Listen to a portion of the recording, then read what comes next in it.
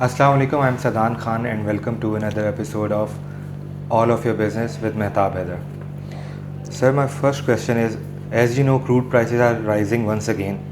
At what level does crude oil becomes a real concern for Pakistan's economy, 80, 90 or $100 per barrel?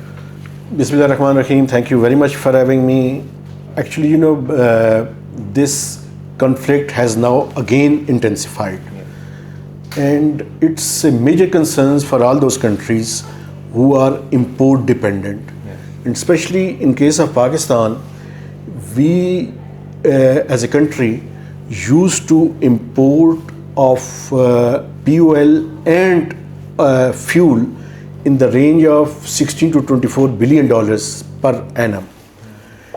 If this prices escalates beyond $80 or even touch $90, or in worst case scenario crosses $100 per barrel, it will create a major problem for Pakistan, because it will result into increasing our import bill. Yes. And Pakistan has managed to increase its foreign exchange reserves up to $18 billion, which is equivalent to meet the import requirement of 3 months. So keeping in view this situation, it's very important for Pakistan to have a reduction in overall prices in the fuel as well as in the RLNG. And there is another effect of this. On one side, it creates current account deficit, which in case of Pakistan for this financial year may remain surplus for the last financial year. The second impact it will create on account of inflation. Pakistan has invested to achieve inflation target of 8.2%, and we have seen that in last quarter of the last fiscal year, this CPI based inflation had entered into double digit. It was hoped that after receding of conflict in the Gulf, the overall inflationary pressure will start decreasing. But again, it has intensified, so it will result into escalation in the overall prices. So its second effect will be on the CPI based inflation. And when there is a CPI based inflation, it will have another effect on Pakistan's economy. It will cause hike in monetary policy.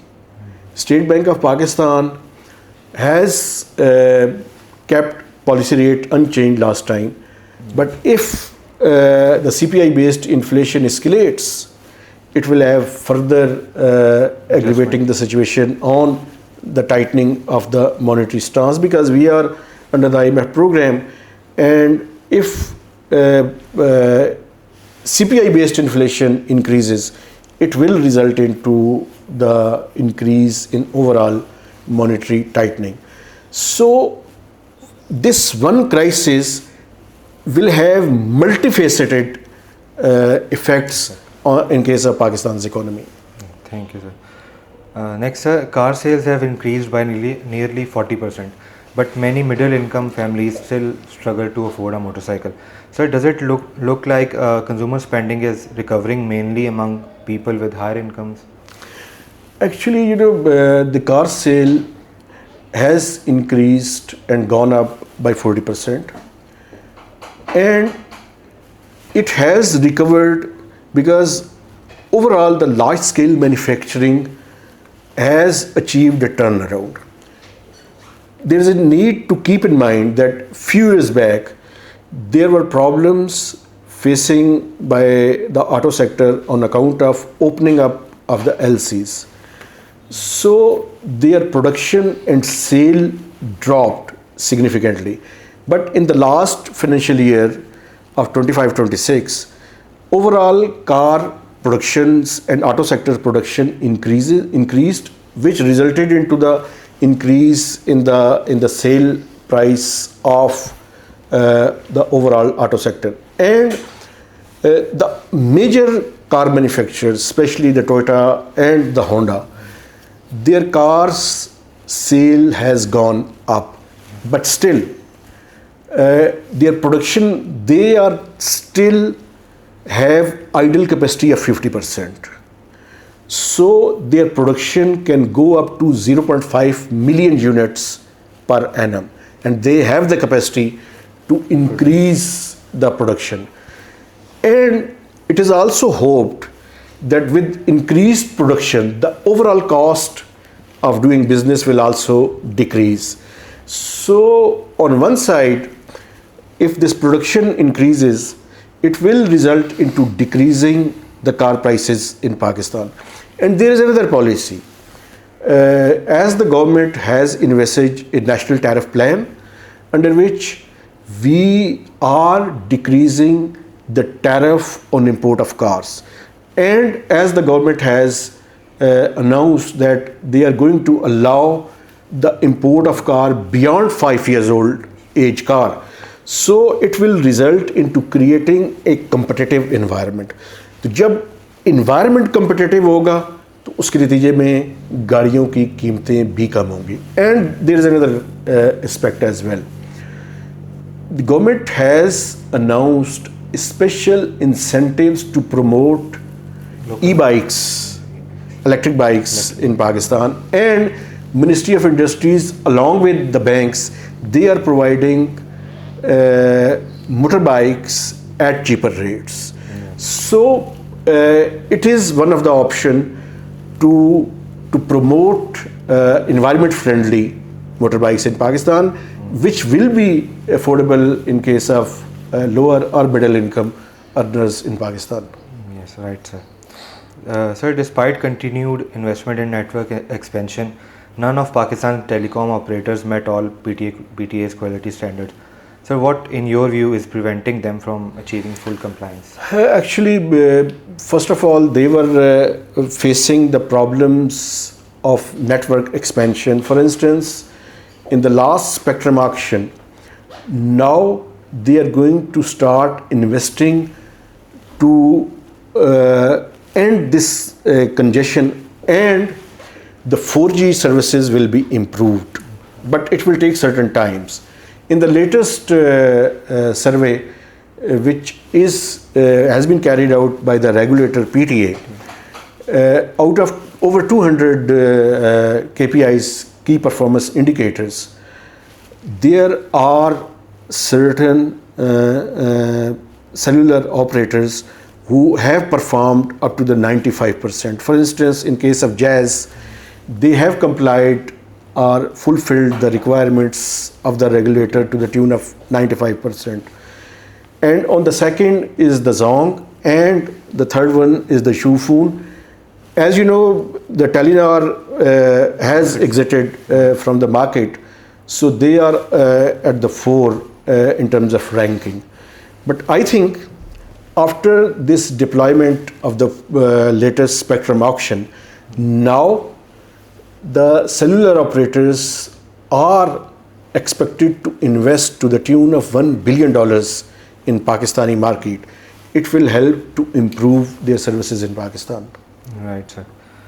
So next, although the cost of building solar projects has increased, our report says the solar remains the cheapest source of new electricity. So what does this mean for countries like Pakistan that are trying to reduce their electricity costs? Actually, you know, Pakistan has become the third largest importer of the solar panels, and we have already imported a bulk of solar panel plates which are going to be installed at the rooftops. So it's the way to achieve reduced energy or electricity prices in Pakistan. But on the other side, government of Pakistan is struggling on account of its capacity repayments, and they want to utilize the maximum electricity generation through the grid. So there is a need to reduce the cost of power generation in Pakistan.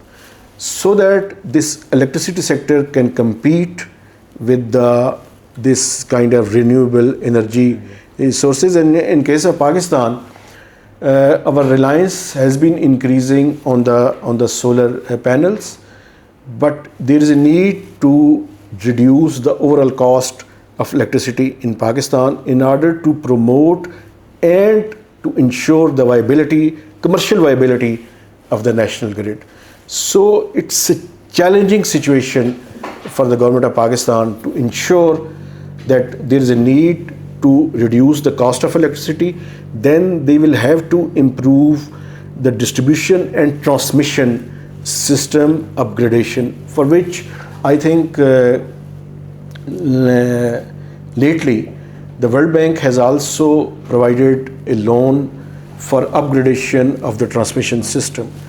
So this power sector requires multi-pronged strategy in order to ensure the competition in a smooth manner, because people of Pakistan are exploring the options of cheap electricity, and the solar is one way of achieving this objective. But there is also need to ensure that this national grid also remains relevant in case of our country. So Pakistan has brought its debt burden below 70% after years of fiscal discipline. How big is this achievement, and what does it mean for the economy of Pakistan? Although absolute number of the debt has increased, but there is internationally recognized definition that always analyze debt in percentage of GDP. As we knew that Pakistan's GDP has improved, so in terms of GDP, our debt has receded or decreased. It's a good sign, because government of Pakistan has maintained and curtailed the overall budget deficit, because debt increases mainly because of the fiscal deficit. So the fiscal deficit has been curtailed, so it resulted into decreasing the overall debt burden. And that is the way forward, that we require to reduce the fiscal deficit as much as possible, and it will pave the way to reduce the debt in percentage of GDP. And there are many countries, for instance, in case of Japan or in case of United States, their debt to GDP ratio is beyond 100%. In case of Japan, it's close to 200%. But as their paying capacity also increase, when the country's GDP improves, it resulted into increasing the paying capacity of any country. So Pakistan has achieved this milestone, and under the Fiscal Responsibility and Debt Limitation Act, we will have to reduce the debt to GDP ratio below 60%. And that is the way forward and the roadmap on which Pakistan will have to stick to it.